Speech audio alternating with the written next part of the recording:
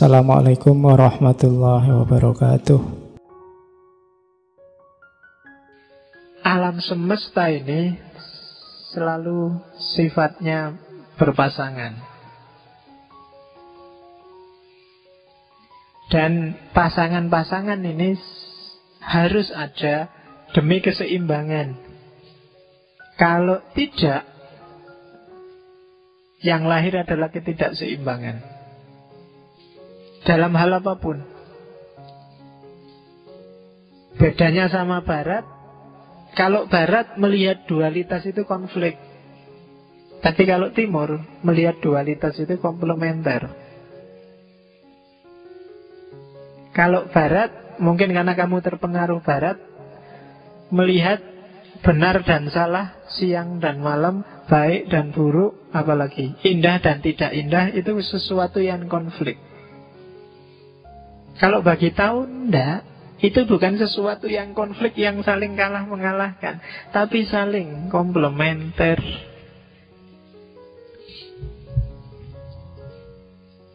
Mungkin ada belum tak anu. Jadi komplementer itu maksudnya saling melengkapi. Tidak ada cakep kalau nggak ada yang jelek. Kamu disebut cakep kan karena yang lain jelek. Maka yang cakep berterima kasihlah pada yang jelek. Terima kasih ya kamu jelek, akhirnya saya yang cakep. Loh ya kan? Loh kalau podo kafe cakep kafe ya nggak ada cantik, nggak ada buruk. Ada baik, pasti ada buruk. Karena lahirnya kebaikan itu dari ketika keburukan eksis. Complementary contraries. Komplementer, yin dan yang, lembut dan keras. Kamu harus punya sisi lembut, juga punya sisi keras. Kalau kamu punya yang saja, keras saja, hidupmu tidak akan seimbang. Mungkin kamu umur-umur berapa sudah kena penyakit jantung. Atau lembut saja juga tidak akan seimbang.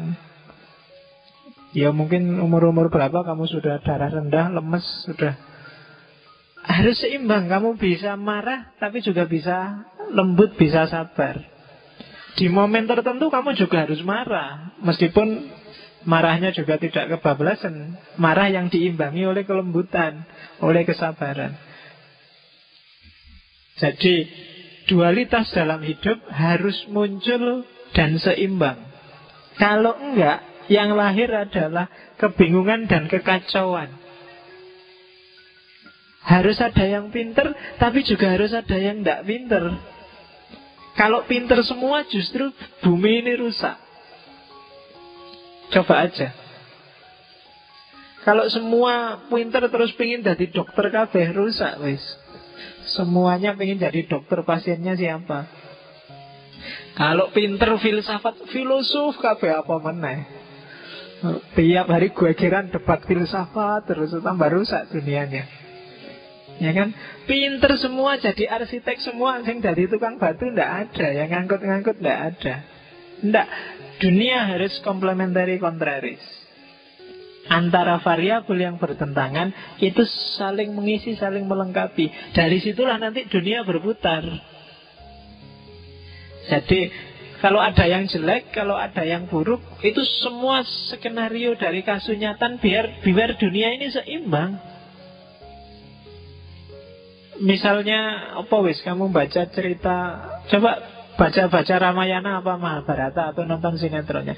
Itu kan adanya Rahwana, Duryodhana, itu kan melahirkan banyak sekali kebijaksanaan-kebijaksanaan. Mahabharata itu kan pembersihan besar-besaran, karena memang manusia secara umum sudah rusak zaman itu kan ideologinya orang Hindu. Harus ada semacam perang dunia untuk membersihkan yang jelek-jelek.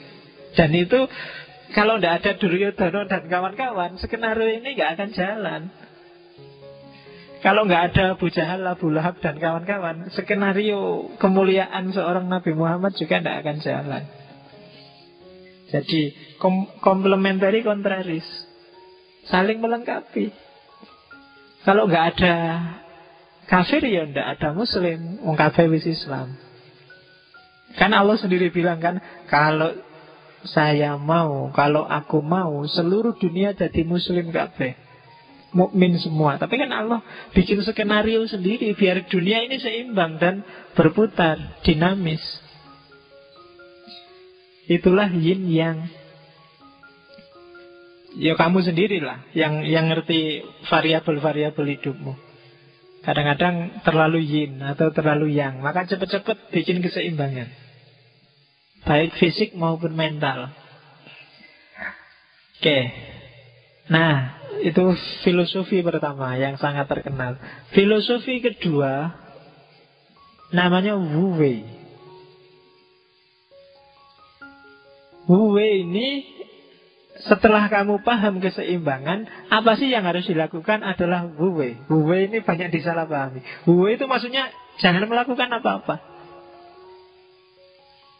Wu Wei ini kayak kamu kalau punya prinsip, Pak, hidup itu mengalir sajalah, Pak.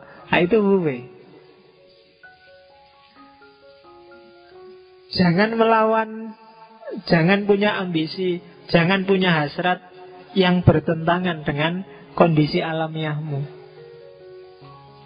Hidup ini wajar-wajar saja.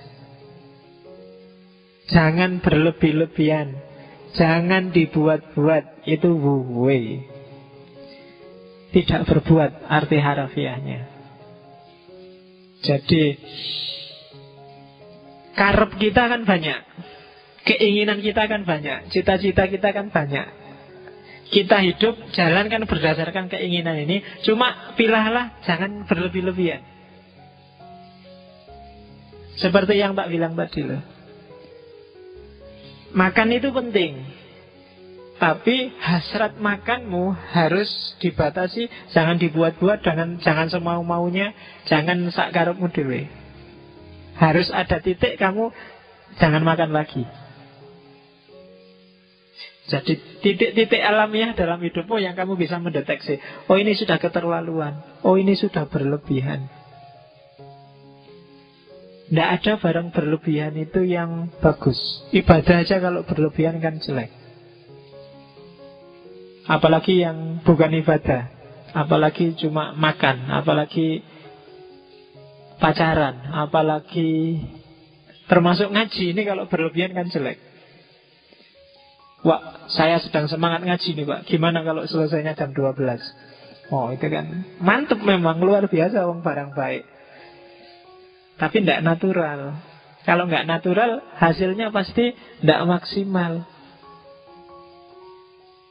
Jadi ukur kekuatanmu sendiri. Kenapa kamu harus bisa ngukur? Dalam rangka apa? Keseimbangan dirimu sendiri. Dalam rangka yin yang tadi loh. Kalau kamu salah takar, kamu akan sakit. Baik sakit fisik maupun sakit mental. Kadang-kadang kan kamu tiba-tiba bete luar biasa, tiba-tiba jenuh luar biasa, tiba-tiba merasa hampa, tiba-tiba kan sering kamu kayak gitu. Itu pasti ada yang salah dari hasratmu. Coba dicek lagi daftar keinginanmu.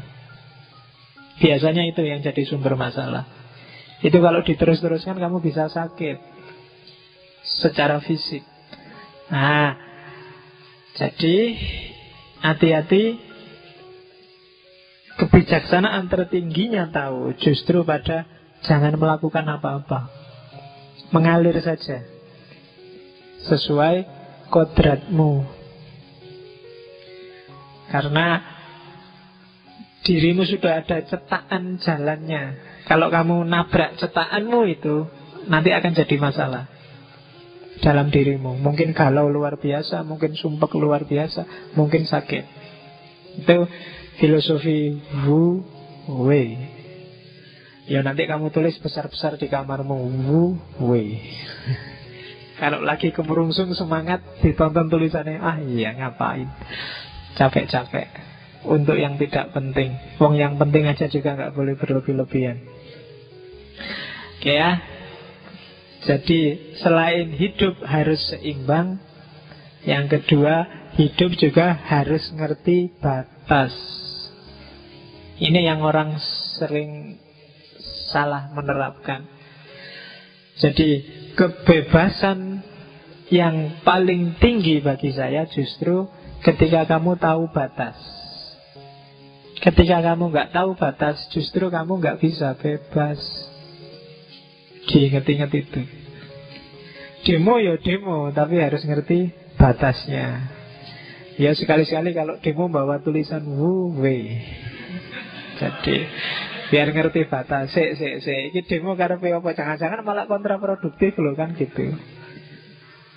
Ya, jadi itu filosofinya tahu. Nggak apa-apa. Orang Islam kok pakai wuwe, nggak apa-apa. Nanti ada ilmuwan Jepang namanya Sachiko Murata yang nulis buku, mungkin kamu pernah baca, judulnya Tao of Islam. Jadi hakikatnya ajaran-ajaran Tao itu sebenarnya sangat Islami. Ada juga buku yang judulnya Tao of Philosophy. Ada juga buku yang judulnya Tao. Banyak, coba kamu cek di toko buku. Banyak buku-buku judulnya Tao. Sebenarnya prinsip yang dikembangkan sama.